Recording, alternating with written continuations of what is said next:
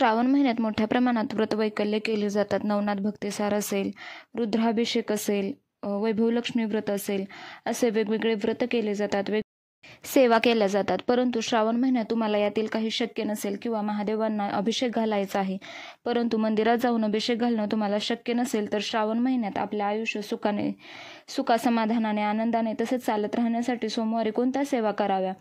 तर तुम्ही देवपूजा वगैरे झाली की भगवान शंकरांच्या पिंडीला अभिषेक करायचा आहे.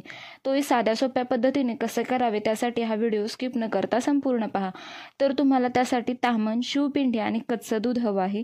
हे सर्व प्रदोष काळामध्येच तुम्हाला करायचं आहे. तेव्हा शक्य नसेल तर तुम्ही सकाळी केले तरीही चालेल, परंतु महादेवांची कोणतीही सेवा करताना प्रदोष काळामध्येच करावी.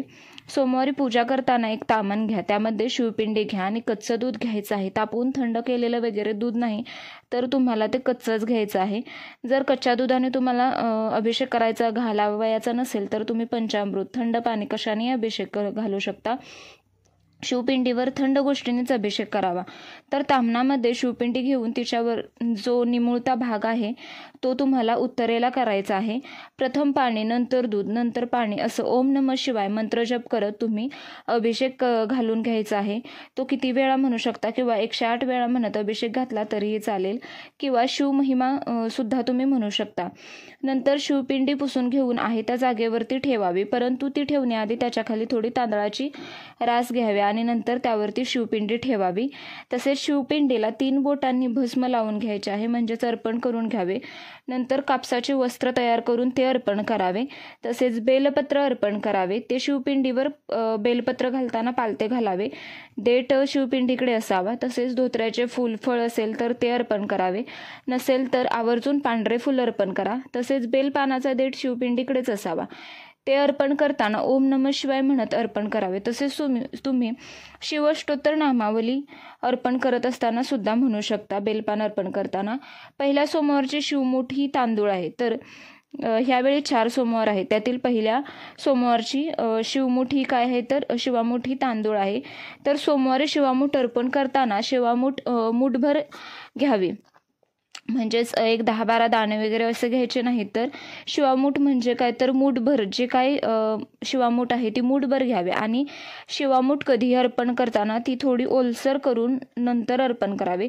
त्यासाठी तुम्ही उजव्या हातामध्ये जी शिवामूठ घेतलेली आहे त्यावरती डाव्या हाताने एक 3 चमच्याने पाणी घ्यावे. ती शिवामीठ ओली करावे आणि 3 वेळा शिवपिंडीवर ती अर्पण करावे. अशा प्रकारे शिवामूठ अर्पण झाल्यानंतर तुम्हाला फूल अर्पण करायचे आहे. तसेच नंतर कर्पूर आरती करावी, म्हणजे कर्पुराने ओवाळून घ्यावे. तसेच भगवान शंकरांची आरती म्हणा. अशा प्रकारे तुम्ही आरती करून घ्या. हे झाल्यावर सेवा कोणकोणत्या करायच्या आहेत, तर सुरुवातीला सेवा तुम्हाला करताना 12 ज्योतिर्लिंग म्हणजे 12 ज्योतिर्लिंग स्तोत्रमने करायचे आहे. हे तुम्ही गुगलला सर्च केलं तर तुम्हाला मिळून जाईल.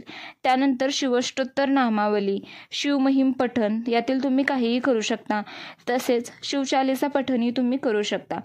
तसेच शिवलीलामृत पारायणाचा 11व्या अध्यायाचे सोमवारी आवर्जून पठण करा. तुम्हाला जर शिवलीलामृत पारायण पूर्ण करणं जमत नसेल तर तुम्ही फक्त 11व्या अध्याय प्रत्येक सोमवारी केला तरीही चालेल. ओम नमः शिवाय मंत्राचा जप करा. नैवेद्य दाखवा. तुम्ही दुधाचा नैवेद्य दाखवला तरीही चालेल. नंतर जर तुम्ही सोमवारचा उपवास केला असेल तर तो उपवास सोडताना तुम्हाला उपवास हा दहीभात खाऊनच सोडायचा आहे. त्यानंतर तुम्ही जे रेग्युलर जेवण करता ते करावे, परंतु हा सोमवारचा उपवास सोडताना तुम्हाला दहीभात खाऊनच सोडायचा आहे. तर अशा प्रकारे तुम्ही घरच्या घरी पिंडीला अभिषेक करू शकता. तर अशाच नवनवीन व्हिडिओसाठी आणि युजफुल व्हिडिओसाठी चॅनलला अजूनही सबस्क्राईब केलं नसेल तर आवर्जून करा. व्हिडिओ पाहिल्याबद्दल धन्यवाद. श्री स्वामी समर्थ.